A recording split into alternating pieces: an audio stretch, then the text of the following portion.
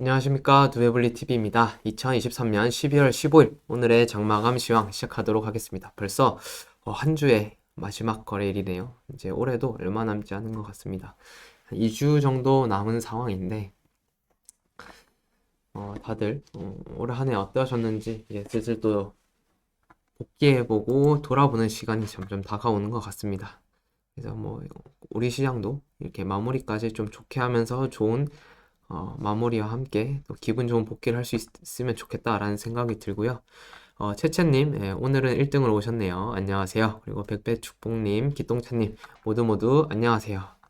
네, 오늘 시장 저희 빠르게 한번 훑어보면 일단은 금융주들이 이제 배당 시즌을 앞두고 있으니까 배당주들이 좀 강한 모습, 그리고 전반적으로 뭐 다 강했었는데 이 안에서도 특히 코스피 시총 상위 종목들 중심에 강세를 많이 보였고요. 그리고 코스닥 시총 상위 종목들은 오히려 좀 약세를 보였던 것 같습니다. 오늘 코스피는 전일 대비 0.76% 상승한 2563, 그리고 코스닥은 0.27% 하락한 838포인트로 마감했고요. 환율은 0.08% 상승한 1296원으로 약보합권에 있습니다. 시장에서 보시는 것처럼 지금 나스닥에서 지금 일부 매도 신호가 좀 나오고 있고요. 그리고 그 외에 미국 지수들도 과열권에 슬슬 진입을 해 있는 상황이라서 좀 이제는 조심을 해야 된다라는 생각이 이제 들고 있습니다. 바로 미국 증시를 보면서 얘기를 하자면 일단 다우는 0.43% 상승하면서 미국 증시 안에서도 가장 강한 모습을 보여주고 있고요. 반면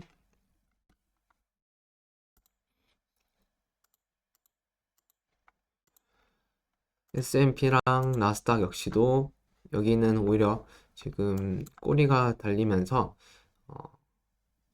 어떻게 보면 이제 매도 신호, 즉 하락 전환이 가능한 캔들 패턴 모양이 떴습니다. 왜 그런가에 대해서는 단기적인 상승으로 인한 과열도 있겠지만 미국에서도 미국 안에 양도소득세 이슈가 있을 거기 때문에 미국은 이제 한국과 다르게 수익 난 것들 있으면 이제 그 수익 난 것들 수익 실현을 하고 그 다음에 손해난 것들도 같이 정리를 해버려야지 그만큼을 빼고 양도소득세를 부과를 하죠. 그렇기 때문에 이제 또 연말이 될수록 좀 그런 물려있는 중소형주들을 갖다가 약간 정리하는 식으로 할 수 있습니다. 그래서 일단 나스닥은 단기 과열권에서 지금 매도 신호가 좀 떴다. 그리고 여기 이런 도지형 캔들이 떴을 때는 하락 전환의 캔들이 될 가능성도 있다라는 겁니다. S&P가 조금 더 그런 도지에 더 가깝기도 하고요.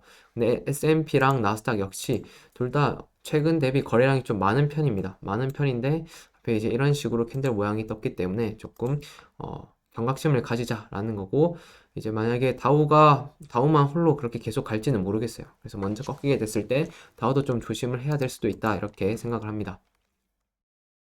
한국 시장을 바로 넘어가서 보면 코스피는 0.76% 지금 상승을 했고요. 지금 확실히 코스닥 대비해서는 좀 강한 모습을 보여주고 있습니다. 우리 시장에서도 연말에 양도소득세 이슈가 계속 존재해왔죠. 존재해왔었고, 양도소득세 이슈가 가장 강했던 때는 2020년도였던 것 같아요. 2020년도 때 대주주 좀비속 합산 3억 얘기가 나왔었죠. 그래서 그것 때문에 증시가 좀 패닉에 빠질 정도로 이슈화가 됐었고, 결국은 그게 무효화가 됐었긴 하지만 그 당시에 그로 인해서 제가 확실하게 기억하는데 추석 이후부터 12월까지 내내 지수가 가질 못했습니다. 그때 미국 증시 다 신고가 뚫고 날아가고 유럽 증시도 다 날아가고 한 한국 증시만 못 갔었죠. 근데 그게 한국 증시가 매년 연말마다 좀 갖고 있는 대주주 양도소득세 이슈가 이런 발목을 잡고 있고요. 올해는 이게 좀 덜할까 했는데 추경호 경제부총리가 검토도 하고 있지 않다, 이렇게 또 얘기를 하면서 시장의 기대를 좀 처참히 밟아버렸습니다. 근데 물론 이렇게 한다고 해서 또 갑자기 말이 바뀔 수도 있기 때문에 그 부분은 그때 가서 봐야겠지만, 그래서 시나리오는 두 가지 정도 짤 수 있을 것 같아요. 크게 첫 번째로는 양도소득세가 30억 지금 얘기가 나왔는데 30억으로 상향이 안 된다면 일단은 기준일 확정일이 12월 26일입니다. 이거는 알고 계셔야 되는데 12월 26일이 기준 확정일이기 때문에 지금 다음 주 한 주간은 시장이 좀 지지부진할 수 있습니다. 그러나 만약에 30억으로 확정이 뭐 다음 주 중에 된다면 그날을 기점으로 해서 지수가 다시 강세를 보일 수 있는데 그때는 분명 코스피보다 코스닥이 더 강할 거다라고 생각을 하고요. 지금 시총 상위 종목들이 먼저 이끌면서 지수를 움직여주고 있으니까 그 다음은 코스닥에 속해 있는 중소형주들이 아마 따라갈 것 같은데 한 가지 확실한 거는 뭐 대주주 양도소득세가 되든 안 되든 26일이 지나고 나서는 27일부터는 강한 상승을 또 할 가능성이 높다 이렇게 생각을 합니다. 일단 코스피는 일단 대주주 양도소득세 이슈에 개의치 않고 지금 잘 가고 있고요. 그리고 상승했을 때 이렇게 부딪힐 수 있는 자리는 좀 봐둬야 될 것 같습니다. 그러면 여기 한 2600선 지난번에도 얘기했었죠. 2600선 정도에 지금 저항이 좀 있다고요. 그리고 코스닥은 그 대주주 양도소득세 이슈에 가장 직접적 영향을 받는 종목이죠. 왜 그러냐면 코스닥 시총 상위 원래 코스닥 종목들이 그 많이 영향을 받기도 하고요. 그리고 올해 코스닥을 이끌었던 코스닥 시총 상위 종목들이 올해 급등이 나오면서 대주주 양도소득세 과세 대상자가 정말 많기 때문이에요. 그래서 이 코스닥은 이제 막 이 저항을 갖다가 돌파하니 많이 위치해 있고요. 그래서 뭐 다음 일주일 정도 좀 지지부진하다라는 전제 하에는 좀 마음 편하게 보시는 게 어떨까라고 생각을 합니다. 그리고 총 상위 종목들 좀 얘기를 하자면 일단은 SK 하이닉스가 독주를 하고 있네요.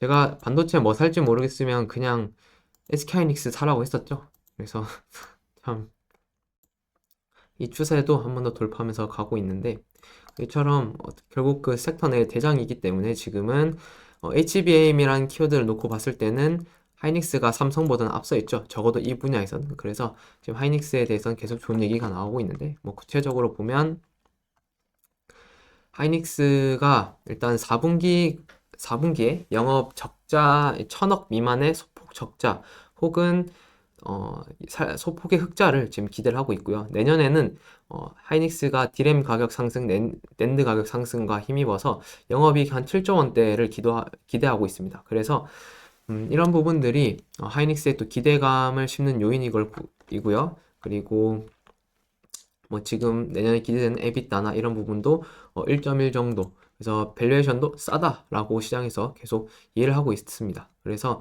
이런 부분들이 하이닉스랑 삼성전자의 겨울이 끝나감을 보여주고 있고요. 그리고 하이닉스는 그 안에서도 올해는 매출액이 HBM이 10%에서 15%에 불과하지만 내년에는 30%까지 비중이 올라간다라고 합니다. 그리고 지금 그 HBM을 판매함으로써 그 디램 부분에서 영업이익률이 27% 정도 된다 하더라고요. 삼성전자가 지금 10%선 정도라는데 이 HBM이 얼만큼 고마진인지 알 수 있는 대목이기도 하고요.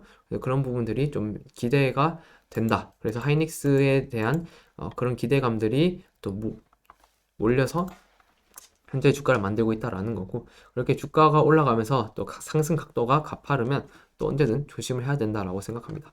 뭐 대형주도 그렇고 중소형주도 그렇고 급등하면 산이 높은 만큼 또 골이 깊어질 수도 있고 그래서 물론 뭐 이전의 고점에 비하면 아직 좀 멀었죠. 15만 원대가 있긴 한데 일단 그 위에 저항은 지금 무난하게 돌파를 해주고 있는 흐름이고 오늘 일단 뭐 저항이 있던 것도 잘 돌파를 했습니다. 지금까지 나쁘지 않은 흐름이고 그 다음에 정고점을 향해 가는지 보시면 될 것 같네요. 그리고 삼성전자 뭐 그렇다고 해서 삼성전자가 안 좋다는 건 아니죠. 최근 우리가 얘기했었던 CXL 뭐 그런 키워드에서는 삼성전자가 그런 그냥 물리적인 한계를 갖다가 넘어서기 위한 시도를 하고 있고 그걸 통해서 어떻게 보면 새로운 좀 차별화 전략을 구상하고 있는 거니까요. 그래서 삼성전자가 그런 곳에서 또 길을 찾는지 지켜볼 필요는 있습니다. 뭐 어제 좀 거래량이 좀 나오면서 음봉이 나왔었는데 오늘 일단 밀리지 않고 버텨주는 흐름이에요. 여기서 버텨줬고요. 이대로 계속 버텨주는지, 아니면 오늘 밤 만약에 미장이 조정이 나오면 삼성전자도 다음 주에 좀 조정을 받을 수 있겠죠. 그런 부분 같이 참고해서 살펴보시면 어떨까 싶습니다. 그리고 오늘 오랜만에 현대차 그룹주가 강세를 보였는데요. 현대차가 추세 돌파가 지금 나왔죠. 최근에 현대차 보면서 기아가 먼저 가긴 했지만 현대차도 추세 돌파가 나올 것 같다라는 얘기를 했었습니다.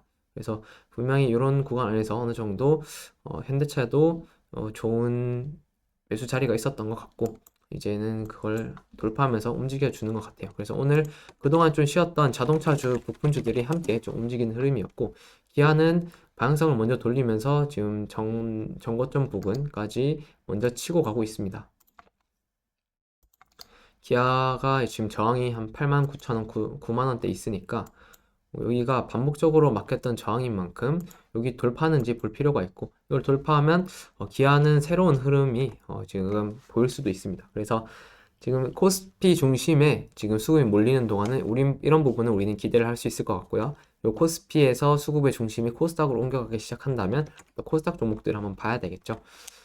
그리고 포스코홀딩스가 오늘 4%대 오랜만에 좀 상승해주면서 박스권의 횡보를 튀지 않고 이 안에서 잘 움직여주고 있습니다. 저는 이것만 봐도 나쁘지 않다라고 생각을 하고요. 먼저 움직인 만큼 뭐 조정이 필요한 거고, 이 조정도 때가 되면 다시 돌파를 하고 움직일 거라 생각을 합니다. 그러니까 일단은 포스코홀딩스를 비롯한 뭐 2차전지 밸류체인 친구들, 주가가 많이 올랐던 친구들은 횡보만 해줘도 다행이다 이렇게 생각하시면 좋을 것 같아요. 그리고 LG화학도 어제 해가 뜨고 나서 오늘 6% 정도 상승을 했네요. 그리고 지금 이 안에서 뭐 약간 행보 구간도 잘 지켜주고 있는 것 같고, LG화학도 뭐 크게 문제는 없어 보인다라고 생각을 합니다. 그리고 에코프로가 오늘 오랜만에 5%대 상승을 했네요. 에코프로도 이제 슬슬 좀 지켜줘야 되는 자리니까, 제가 여기 지켜주면 좋겠다고 했잖아요. 그래서 이런 지켜줘야 되는 자리에서 좀 잘 지켜주면서 반등을 하면 좋을 것 같고, 여전히 이 에코프로 BM 에코프로는 양도소득세 그 관련 이슈에서 자유롭지 못한 종목이라고 생각을 합니다. 에코프로 BM 말 나온 김에 보면, 그래서 그 추경호 부총리가 양도소득세 30억 상향을 갖다가 검토하고 있지 않다 하니까 이날 BM이 5%대 하락을 했었죠. 그래서 그만큼 이 이슈에 민감하게 반응한다라는 걸 보여주고, 그리고 그때 밀렸음에도 크게 더 이상 자리를 깨지 않는 것만 해도 저는 괜찮다라고 생각을 해요. 그래서 일단 에코프로 BM이 이렇게 자리를 지켜주는 거 긍정적인 뷰로 계속 볼 수 있다라고 생각을 합니다. 왜냐하면 다른 2차전지주들은 박스권을 이렇게 아래에 만들어 놓고 박스권 안에서 놀고 있는데, 이 친구는 박스권 위에서 이렇게 놀고 있으니까 이런 부분이 분명 차이점이 있다라고 생각을 합니다. 그리고 LNF 나온 김에 볼까요? LNF도 일단 반등했지만 이 안에서 에코프로 BM처럼 이렇게 뭐 시원하게 한번 뚫어주고 그 위에서 이렇게 움직여주면 좋을 텐데, 그런 모습 나오는 걸 한번 기대하면서 한번 기다려보면 어떨까 싶습니다. 그리고 HLB가 7%대 상승을 했네요. 최근에 뭐 좀 강세가 계속 보이고, 그런 공매도 쇼커버링에 대한 이슈도 있다라고 소개를 했었고, 그래서 그런지 지금 18%, 7% 급등했는데 시간에서 좀 급락을 한 것 같았습니다. 한번 볼게요. 시간에서 지금 42,000원까지 좀 빠졌고, 그래도 내려갔던 부분 거의 다 거진 회복을 했네요. 아까 거의 하한가 근처까지 갔었던 거 봤거든요. 그래서 이렇게 지금 변동성이 커지는 거는 HLB도 이렇게 주가가 올라갈수록 대주주 양도소득세 과세 대상자들이 갑자기 늘어날 수 있어요. 그러니까 이런 그런 코스닥에 포함되어 있는 뭐 HLB를 포함한 그런 종목들이 아마 26일까지는 조금 약간 쉬어가는 흐름을 보이려고 하지 않을까 생각하고요. 26일 이후 27일부터 HLB 역시도 더 강한 움직임을 보이지 않을까라고 생각을 합니다. 네, 이렇게 해서 HLB까지 얘기했고, 그리고 셀트리온 오늘 급락했죠? 왜 급락한지 다들 아시나요? 왜 급락했냐면 다음 주 월요일이 이제 셀트리온 합병을 위한 거래 정지일입니다. 그래서 만약에 내가 셀트리온 그 합병해서 1월 11일이었나요? 그날 상장할 때까지 못 기다리겠다는 사람들이 이제 오늘 파는 날이었던 거고, 이제 오늘을 기점으로 해서 이제 다음 주에 거래가 정지되면 1월 11일부터는 셀트리온 신규 합병 법인의 주식으로 뭐 셀트리온 그리고 셀트리온 헬스케어 각각 1대 0.45 비율이잖아요. 그래서 그 비율로 주식을 합병 법인으로 받아가지고 아마 거래를 하게 되겠죠. 그래서 아마 셀트리온 이 거래가 정지되어 있는 동안은 셀트리온 제약이 독주를 할 수도 있습니다. 일단 오늘 뭐 3.8% 하락을 하면서 좀 매도 신호가 뜨긴 했는데 제약에 문제가 있어서 빠진 게 아니라 그런 거래 정지를 앞두고 수급적인 이슈로 빠졌다는 것과 물론 제약은 제가 뭐 여기 저항 구간이 있다라고 했었죠. 이 저항 구간에서 한번 부딪힌 것도 있습니다. 그렇지만 만약에 내년 1월 이렇게 다음 주부터 해서 내년 1월 11일 신규 합병법인 상장하기 전까지 셀트리온과 관련된 뭐 대형 호재나 뭐 좋은 얘기가 나오면 움직일 수 있는 게 제약밖에 없잖아요. 그럼 그때는 제약이 오로지 혼자 그 수급을 받아가면서 움직일 확률이 있다 이렇게 생각을 합니다. 그래서 셀트리온 제약을 보유하신 분들은 그런 부분을 좀 참고를 하시면 어떨까 싶습니다. 만약에 이런 거 못 기다리겠다 하신 분들은 합병법인 되긴 전에 뭐 그러면 지금이라도 시간 내서 팔거나 뭐 해야겠죠. 시간 내서 거래가 되는지 모르겠는데 음, 네. 아무튼 그렇습니다. 네. 그리고 HPSP 역시 단기 급등을 하니까 여기서 갭으로 상승했다가 그대로 밀려버렸네요. 차익 실현 매물이 좀 나왔습니다. 어떻게 보면 이 종목도 올해 많이 올랐으니까 양도소득세 과세 대상자가 많은 종목 중에 하나겠죠. 그래서 이런 종목들이 전반적으로 좀 약하다 이렇게 보면 될 것 같고, 레인보우 오랜만에 로봇주들 보면 로봇주들도 최근 좀 조정 좀 주고 나서 레인보우 로보틱스 블릭스에서 매수 신호가 좀 나왔었는데 제가 최근 레인보우를 안 쳐다봐가지고 요거를 못 알려드린 게 조금 아쉽네요. 좀 아쉽고 이거 일단은 반등하고 있습니다. 레인보우가 움직이면 두산 로보틱스도 움직이는지 봐야겠죠. 네, 두산 로보틱스 전고점 돌파하기 위한 움직임을 보여주고 있습니다. 여기 전고점 돌파하고 움직이는지 보시면 될 것 같고, 알테오제 알테오제는 그 매각이랑 뭐 그런 로열티 협상에 대한 기대감이 이제 갑자기 사라져서 그런지 주가가 연일 하락을 하고 있습니다. 여기서 이 꺾이기 전에 이렇게 매도 신호가 블록 튀어났던 거 보이시죠? 이처럼 이런 지표들 갖다가 잘 활용하시면 여기 또 잘 맞는 종목들은 이거 가지고 쉽게 매매를 더 할 수 있으니까요. 그거 참고하시면 좋을 것 같습니다. 그리고 거의 전반적으로 다 본 것 같으니까 넘어가도록 하겠습니다. 그리고 분리리포트 종목 중에서는 오늘 CS 베어링이 7% 정도 상승했는데 뭐 갭으로 올렸다가 위아래 변동성. 네, 폭력 쪽은 변동성이 좀 심하네요. CS 베어링도 CS 윈도처럼 이런 구간에 좀 물려있는 사람들이 꽤 있을 거예요. 그렇기 때문에 올라갈 때마다 꼬리가 좀 지속적으로 달릴 확률이 높습니다. 그럼에도 그런 꼬리를 다 잡아먹고 올라간다면 정말 강한 거다라고 생각할 수 있겠죠. CS 윈드. CS 윈드는 오늘 6%대 상승했고요. 지금 여기 이전 하락폭을 좀 빠르게 완화하고 있습니다. 근데 미국에서도 이미 폭력주들 좀 잘 움직이는 것 같더라고요. 그래서 미국장에서 잘 움직이는 종목들이 한국장에서도 비슷한 섹터들이 같이 움직인다 이렇게 보시면 될 것 같아요. 그리고 라운텍도 최근 좀 강세를 보였죠. 오늘은 4% 상승만 하고 위에 고점은 7.9%까지 상승을 했고요. 그래서 여기 이렇게 눈앞에 저항이 있다 보니까 이런 저항에서는 살짝 계속 부딪히는 흐름을 보여주는 것 같습니다. 이 저항을 돌파하면 방향성이 좀 확실히 달라지겠죠. 그래서 라운텍은 여기를 한 번만에 돌파할 필요는 없습니다. 조금 돌파 시도하다가 살짝 밀렸다가 쉬다가 다시 돌파 시도하고, 아니면 한번 올려놓고 여기서 횡보하다가 다시 가거나 이런 방향도 있으니까요. 그래서 라운텍도 그런 관점에서 특히 메타버스와 관련해서 좀 계속 요즘은 움직이는 느낌이다 이렇게 볼 수 있을 것 같고, GI 이노베이션도 최근 바이오 쪽 수급이 들어온다 했었죠. 그래서 그 흐름을 따라서 GI 이노베이션도 같이 움직이고 있습니다.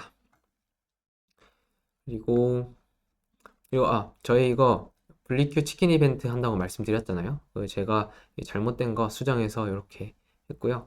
그래서 저희 이거 영상 보시고 저희가 올려드리는 링크에서 계좌 개설하시고 계좌 개설 이후에 주식 거래를 100만 원 이상만 하시면 그럼 바로 치킨이 그 다음 주에 나가니까 이거 참고하셔서 치킨 많이들 받아가시면 좋겠습니다. 그리고 그 다음 이제 본론으로 들어가서 오늘 시장을 관통했던 주요 키워드는 정치인, 2차전지 안에서 리튬, 초전도체, 토큰 증권 이렇게 있고요. 오늘 이 키워드만 봤을 때는 딱 드는 느낌이 지수가 많이 빠졌나? 왜 테마주들만 움직였지? 이렇게 생각이 들어요. 그런데 이게 아마 양도소득세 이슈를 놓고 코스닥의 매매나 이런 게 활발해지지 않다 보니까 테마성 종목으로 수급이 왔다 갔다 하는 것 같고요. 그리고 이런 좀 시장에서는 정치인 테마가 저는 이것만 봐도 충분하다라고 했었죠. 일단은 지금 비대위원장 관련해서 좀 이슈가 있습니다. 비대위원장에 한동훈 법무부 장관을 앉힐지 아니면 지금 국토교통부 장관이죠. 원희룡 장관을 이제 하냐 아니면 또 나경원 국회의원을 갖다가 올리냐 뭐 이런 얘기들이 지금 나오고 있습니다. 그런 거에 따라서 지금 관련주들이 많이 움직이고 있고요. 제가 그동안 정치인 쪽 관심 많이 갖고 얘기를 할 때 언급을 많이 안 했던 사람이 있어요. 바로 원희룡이란 키워드인데 제가 이 키워드라고 지칭하는 거는 뭐 아시겠지만 한동훈 장관이 뜨기 전부터 이제 그쪽을 밀었었고 원희룡 장관과 관련해서는 사실 지금 가면 좀 아깝다라고 생각합니다. 그리고 지금도 시장에서 관련주로 엮여 있는 게 뭐 SAT, 해인, 신혼종합개발, 파인디지털 뭐 이런 종목들인데 몇 종목 없기도 하고 그리고 그 국토부 장관으로 있다 보니까 일단은 정책주로 엮이는 종목들이 좀 많아요. 그래서 향후에 뭐 나중에 이번 총선이 끝나고 나서 다시 한번 원희룡 장관과 관련된 얘기들이 더 많이 나오기 시작하면 그때쯤은 이제 인맥주, 정책주들을 갖다가 조금 더 관심을 있게 지켜봐도 되지 않을까라고 생각을 합니다. 일단은 오늘 이제 한동훈 장관과 관련해서 와이더 플래닛 여전히 급등을 계속하고 있고 와이더 플래닛 오늘까지 점 상한가를 가서 지금 950억 정도 되더라고요. 근데 이제 이렇게 저희 그 뱃사부님이 그 급등 패스반 할 때 이제 주제 중에 하나로 공부 주제를 여러 개가 있는데 그 중에 하나로 이제 공부해보자 하는 것 중에 하나가 계잡주에서 대박이 나온다 이제 이런 주제가 있어요. 그래서 어떤 그 와이더 플래닛이 이것과 좀 부합하는 종목이었던 것 같더라고요. 그래서 이런 부분도 한번 같이 급등 패스반에서 한번 왜 그런가에 대해 한번 공부해보는 시간 가져보도록 하겠습니다. 그리고 와이더 플래닛 같이 이제 점 상한가 간 친구들은 그냥 보내주는 게 맞고요. 오늘 엑스페릭스 이쪽이 일단은 최근 급등 이후에 조정받고 반등하고 있는데 B가 떴었네요.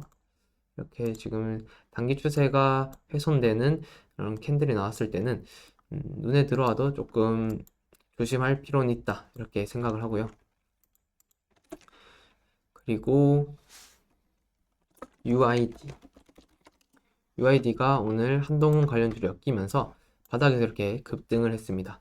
뭐 이 종목도 그렇게 괜찮은 종목이라고 할 수는 없지만 일단은 최근 급등 이후 조정받고 바닥에 이제 멈추는 자리에서 좀 멈추고 나서 다시 움직였는데 지금 한동훈 관련주 안에서도 계속 순환매가 돌고 있다. 요거를 계속 생각하시면 될 것 같고 이 안에서도 결국 대장주 단, 뭐 1등주, 2등주 단에만 있으면 차례가 되면 또다시 움직일 때가 온다라고 생각을 합니다. 뭐 지금은 이정재 배우와 관련돼서 크게 엮여 있는 그런 쪽으로 움직임이 있는데 거기도 너무 많이 가면 결국 쉬게 돼요. 쉬게 되면 그 다음 또 다른 인맥주 그리고 혹은 정책주 이렇게 또 움직일 수 있으니까 그렇게 참고하시면 좋을 것 같고 정책주 한번 볼까요? 오픈롤도 여기 매도 신호 나오긴 했는데 밀리지 않고 버티고 있고 이런 자리에서는 보통 살리기 위해서 한번 이렇게 튕기는 모습이 나야 되는데 못 튕기면 이렇게 이탈을 하기도 합니다. 그리고 원티드 먼지드랩도 일단은 바닥권에서 한번 튀었다가 내려왔죠.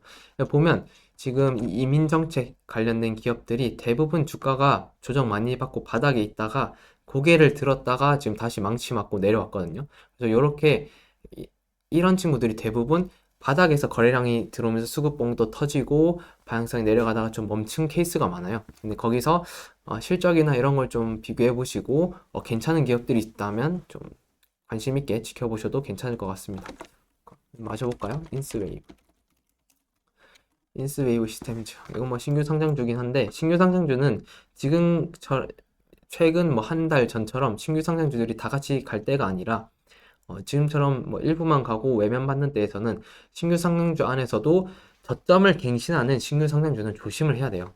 아직은 뭐 이 친구는 저점을 갱신한 건 아니고, 그렇기 때문에 지금 신규 상장주를 노릴 때는 최저점에 이렇게 선을 그어놓고 여기를 매수 자리로 생각을 하는 게 낫다라고 생각합니다.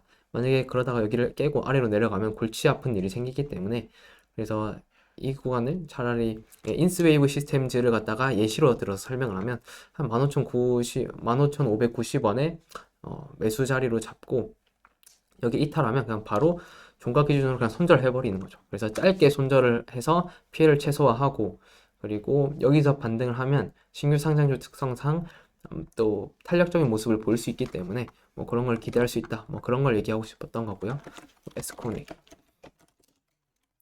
에스코넥도 최근 좀 강세 보이다가 밀렸고, 추세 하단에서 좀 살려줘야 되는 자리인 것 같아요. 보니까 추세 하단에서 좀 살려줘야 되는 자리인 것 같고, 거래량은 별로 없이 주가가 급락을 했습니다. 그래서 뭐 잘하면 살릴 수도 있겠다라는 생각이 드네요. 메가입니다. 교육주들은 주가가 좀 뜬 게 많아가지고 홍창, 윌비스,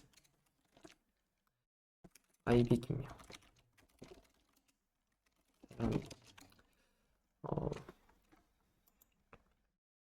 뭐 사람인도 어마무시한 종목이네요. 이런 종목들은 조금 주의를 해야 될 것 같습니다. 계속 저점을 깨는 친구들은. 근데 뭐 거래량이 들어와서 방향성을 돌리려고 할 것 같은데 이 안에서 한 번에 돌리기는 쉽지 않을 것 같고, 뭐 계속 매물벽 부딪히면서 가다가 밀렸다가 다시 가고 뭐 이런 흐름이라서 좀 지저분하게 움직일 확률이 높아요. 그래서 이런 주식들은 테마주 할 때 웬만하면 안 건드리시는 게 나을 것 같습니다. 아까 한동 관련주 얘기를 좀 오래 했던 것 같고, 원희룡 관련주로는 지금 SAT가 오늘 26.97% 급등을 했고요. 뭐 뒤늦게 따라가시기보다는 오늘 원희룡 장관 관련된 얘기가 나올 때 이 종목이 오늘 가장 큰 상승폭을 보였네. 일단은 대장주로 좀 찝어둔다. 이렇게 좀 참고만 하시면 될 것 같아요. 해인도 좀 바닥까지 좀 많이 내려왔고 바닥에서 매집도 있네요. 이 종목도 원래는 그거였죠. 우크라이나 재건 쪽 테마를 엮였었는데 이제 그거 좀 시들시들해지니까 이번엔 정치 테마로 좀 엮여서 움직이려고 하는 것 같습니다. 이거 바닥권에서 좀 매집이 보이고 있기 때문에 수급봉도 좀 보였어서 요 안에서는 매집 구간이라 생각하고 괜찮은 자리가 있다고 생각하시면 그 자리 안에서 매수하는 거 유효하다라고 생각합니다. 그리고 네, 대신 할 때는 손절선 확실하게 잡고 하셔야 돼요. 손절선 기준이나 이런 건 모르게 쓰신 분들은 저희가 멤버십 영상으로 그런 거를 좀 잡아보는 것도 연습하고 종목 공부도 하니까 그거를 좀 참고하시면 어떨까 싶습니다. 그리고 신한종합계 여기도 부동산 관련된 얘기가 나올 때마다 테마주로 많이 움직였던 친구고 대시세를 뽑았지만 그 이후 지금 많이 내려왔죠. 이 안에서도 반등은 하긴 하겠지만 이게 좀 위에 매물대가 꽤 있어가지고 반등해도 좀 뚫다가 밀리고 그러다가 여기 4,600원 위로 무사히 안착을 하면 이때부터는 방향성 달라진다라고 생각을 하고 이 종목도 보셔도 될 것 같습니다. 뭐 그렇지만 신호종합개발의 그런 재무 상태나 그런 게 그렇게 양호할 것 같진 않아요. 보면 생각보다 양호하네요. 전 연속 적자 생각했는데 연속 적자는 아니라서 생각보다 양호하네 이렇게 생각을 했습니다. 그리고 파인디지털까지. 일단 새로 등장한 키워드이기 때문에 좀 관심 있게 봐야 된다 생각하고, 파인디지털도 이 종목은 매집이 아니라 그냥 꼬리가 많이 달리는 DNA를 갖고 있는 종목인 것 같아요. 그래서 뭐만 하면 다 계속 꼬리가 달리는데, 오늘 의외로 생각보다 꼬리가 안 달렸습니다. 요거는 조금 의미를 부여할 수 있을 것 같고요. 그리고 여기 6,090원 박스권 상단 저항으로 참고하셔서 박스권 매매 가능한 종목이지 않을까 싶습니다. 네. 정치인 관련주 보면서 좀 시간을 오래 잡아먹었는데, 그 외에 2차전지 쪽 리튬과 관련해서는 국산 수산화 리튬 이슈가 있었고요. 리튬 플러스가 생산 판매하는 배터리급 초고순도 수산화 리튬이 산업통상자원부로부터 신제품 인증을 받았다. 그래서 순도가 99.995%로 국내 배터리사들이 만드는 NCM 배터리에 사용할 수 있다. 이 부분이 이제 시장에서 좀 주목을 받았던 부분이고요. 그래서 관련해서는 오늘 리튬 포어스, 하이드로 리튬, 미래나노텍이 급등을 했습니다.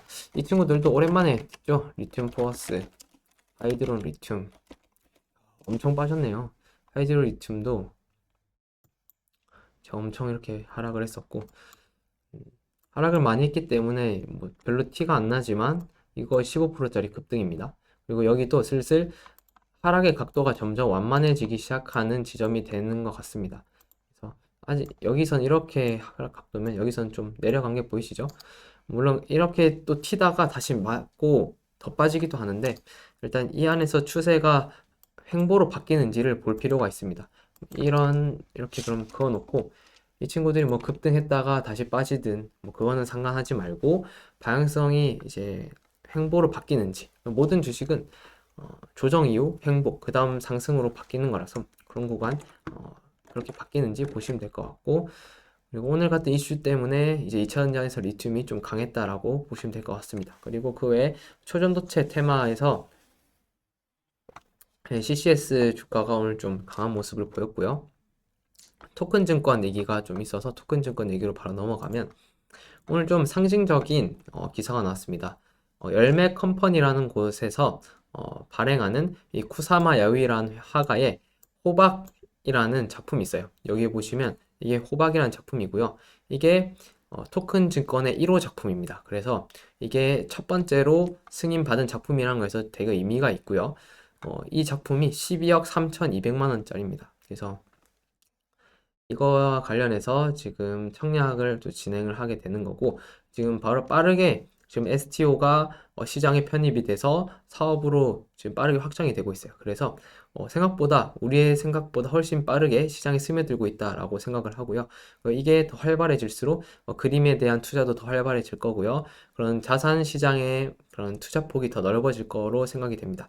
열매 컴퍼니뿐만 아니라 지금 서울옥션, 그리고 투게더 아트, 여기서도 지금 신청해 놓은 게 있죠. 그래서 신청해 놓은 게 승인이 떨어지면 또 한번 움직일 수가 있습니다. 그래서 오늘 첫 번째 작품의 승인에 대한 이슈로 관련주들이 급등을 했고, 그 외에 IT센이 혼자 급등했는데, 부산 디지털 거래소에 이제 우선 협상 대상자가 오늘 발표가 되었어요. 그게 IT센이 되면서 IT센이 급등을 했습니다. IT센은 뭐 처음 이제 등장했을 때 얘기를 했었는데 정말 무시무시하게 급등을 했습니다. 그리고 그 외에 서울옥션은 그래서 하락하다 올랐고요. 갤럭시 어머니트리는 뭐 굳이 자랑은 하지 않겠습니다. 그때 제가 많이 얘기를 했었던 종목이었는데, 이렇게 상승하니까 이제 손이 안 가는 거죠. 그래서 우리들은 다 급등하고 나서를 볼 필요는 없습니다. 이렇게 다 급등해가지고 뭐 더 가든 안 더 가든 이렇게 매도 신호가 뜨는 시점부터는 좀 우리는 오히려 무서워해야 되는 거고, 자, 여기서 거래량이 좀 실리면서 매물이 나왔다라고 했었죠. 보세요. 이 거래량 기준으로 이 음봉 거래량이 많이 터진 이 자리부터는 더 가지도 못하고 거래량이 줄어들면서 오히려 더 빠지고 있죠. 일단은 여기서 조정이 나오기 시작했다는 거고, 뭐 이렇게 조정 왔다 갔다 하다가 이평선 같은 데서 이런 지지를 받고 한번 밟고 날아갈 수도 있으니까 뭐 그런 부분까지 생각하시면 될 것 같고, 그리고 이거 외에 그 애플에서 그 NFC 결제를 갖다가 뭐 자사 것뿐만 아니라 뭐 다른 것도 도입을 할 수 있게 한다고 합니다. 그래서 애플에서 이제 삼성페이를 쓸 수도 있다라는 얘기가 많이 나오고 있는데, 그런 것과 관련해서 이 A루트라는 종목이 오늘 시장에서 급등을 했어요. A루트는 아마 멤버십 저희 같이 공부하시는 분들은 아마 아실 것 같은데 저희가 한 2주 전에 골랐었던 종목이죠. 그래서 2주 전에 골랐을 때도 A루트와 관련해서는 수급이 들어왔다라고 수급봉이 들어온 거에 대해서 얘기를 했었고 그때 오로지 종목을 고를 때 수급봉이 들어오고 그리고 나간 거래량이 없다라고 하면서 이 종목을 얘기를 했습니다. 그러고 나서 이 종목은 살짝 상승하다가 눌림목 주고 이렇게 슈팅이 나온 거고요. 오늘 13% 급등을 하긴 했는데 만약에 A루트를 보유하고 계신 분들이 있다면 일단은 이제는 저항을 또 참고하시면서 급등할 때마다 분할 매도를 하시면 될 것 같습니다. 너무 욕심 부리지 말고 일단 과거 차트까지도 참고했을 때는